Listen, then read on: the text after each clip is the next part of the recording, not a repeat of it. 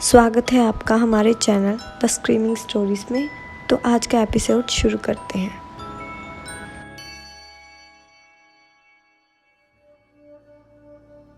नादिया खान को पीर बाबा की बात सुनकर एक सदमा सा लगा था और वो काफी देर तक पीर बाबा के कमरे में बेखुदी के आलम में ऐसी ही बैठी हुई थी। उन्हें अभी तक यकीन नहीं आ रहा था कि साहिल उनका बेटा नहीं है। सोचते सोचते बहुत देर हो चुकी थी। तभी उनके नौकर मोहनलाल ने उन्हें आवाज लगाई, सुबह हो चुकी है। मोहनलाल की आवाज सुनकर नादिया खान चौंक गई और अपने ख्यालों से बाहर आ गई और इधर उधर देखने लगी। पीर बाबा कहाँ हैं? वो बाहर हैं। ठीक है, उन्हें बुलाओ। मोहनलाल पीर बाबा को बुला लाया। पीर बाबा अंदर आ गए, मगर उनके चेहरे पर चमक गायब थी और एक खौफ उनके चेहरे पर साफ दिखाई दे रहा था। आते ही उन्होंने नादिया खान से कहा, खबर अच्छी नहीं है। कैसी खबर पीर बाबा? वो लड़की जो तुम्हारे घर पर साहिल की दुल्हन बनकर आई थी, वो लड़की साहिल को वापस ले गई। नादिया खान पीर बाबा की बात सुनकर चौंक गई। क्या कहना चाहते हैं आप पीर बाबा? वही जो मैंने तुमसे रात में कहा था। मैंने तुमसे कहा था कि साहिल तुम्हारा बेटा नहीं है, तुम्हारा कोई बेटा नहीं है। लेकिन पीर बाबा, आपने मुझे यह नहीं बताया कि अगर साहिल मेरा बेटा नहीं है तो फिर कौन है? मेरी बात बहुत गौर से सुनो नादिया खान। ये वक्त ज्यादा जज्बाती होने का नहीं है। हम सब लोगों की जान खतरे में है। मैंने तुम्हें रात में इसलिए नहीं उठाया था क्योंकि मैं नहीं चाहता था कि तुम अपने घर वापस जाओ, क्योंकि अब तुम्हारी जान और तुम्हारे नौकर की जान खतरे में है। तुम्हें यह गांव छोड़कर जाना होगा इसी वक्त। यहां से चले जाना ही तुम्हारे लिए बेहतर होगा। आप कहना क्या चाहते हैं पीर बाबा? मैं तब तक नहीं जाऊंगी जब तक आप मेरे सारे सवालों का जवाब नहीं देते और मुझे यह नहीं बताते कि मुझे किससे अपनी जान का खतरा है।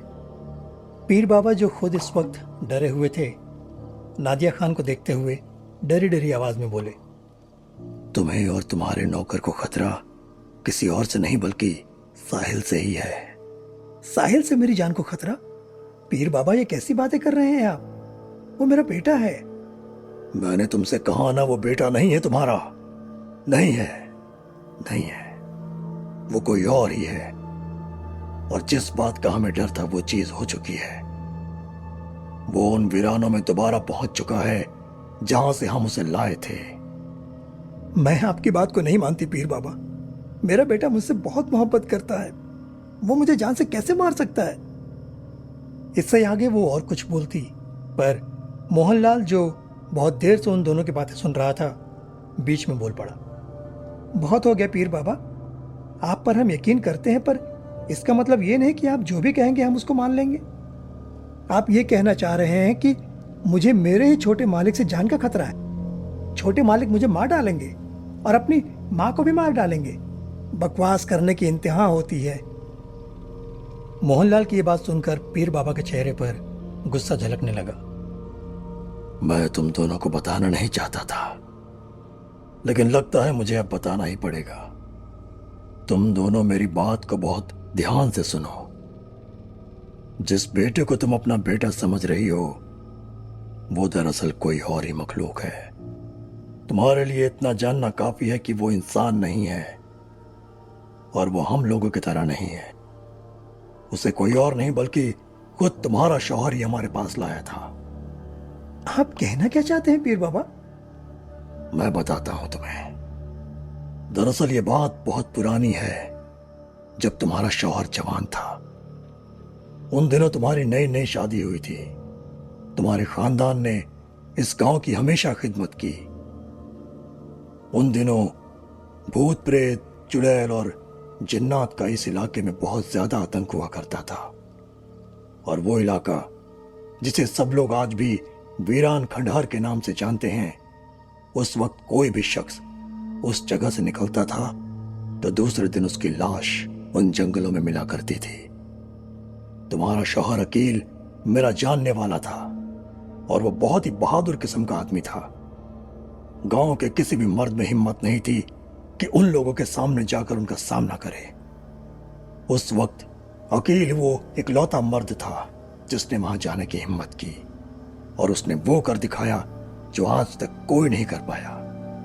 उस रात के वक्त जब चांद की आखिरी तारीख हुआ करती थी, वो लोग जंगल में निकला करते थे और आसपास के इलाकों में तबाही मचाया करते थे। बेगुनाहों का खून पी जाते थे और किसी में इतनी हिम्मत नहीं थी कि वो उनका सामना कर सके। बस सिर्फ एक तुम्हारा शौहर अकेले ही था जो मेरे पास आया था, जिसने उन वीरानों में जाने की हिम्मत की थी।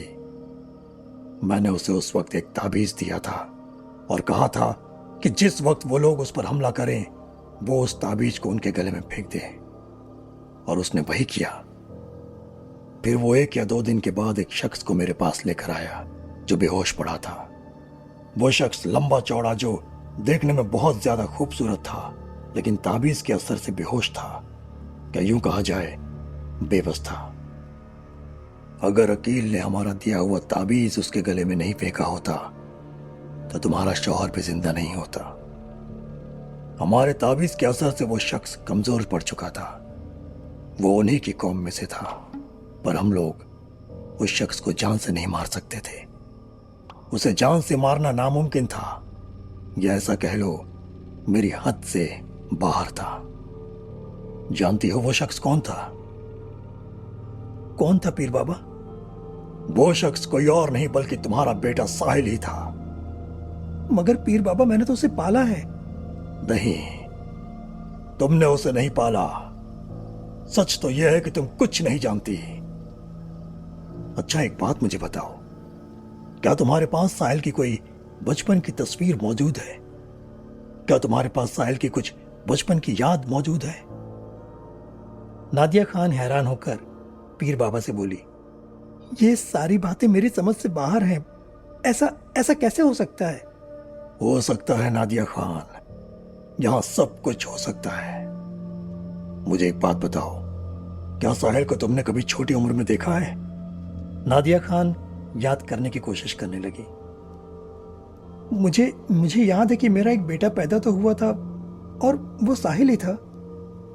जरा रुको नादिया खान, तुम्हारा बेटा पैदा हुआ था मगर वो पैदा होते ही उसी वक्त मर गया था। वो बच्चा जिंदा नहीं है और तुम्हें ये बात बताई नहीं गई थी।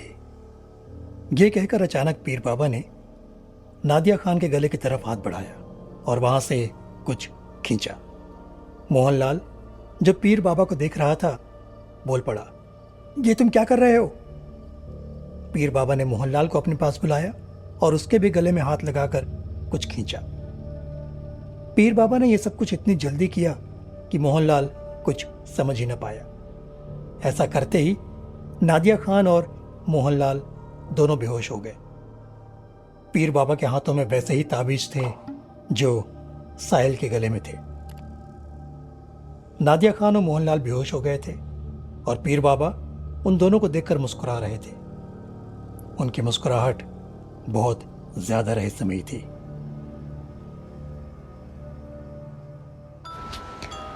तो आज का एपिसोड होता है यहीं ख़त्म। आगे का एपिसोड देखने के लिए चैनल को सब्सक्राइब करें।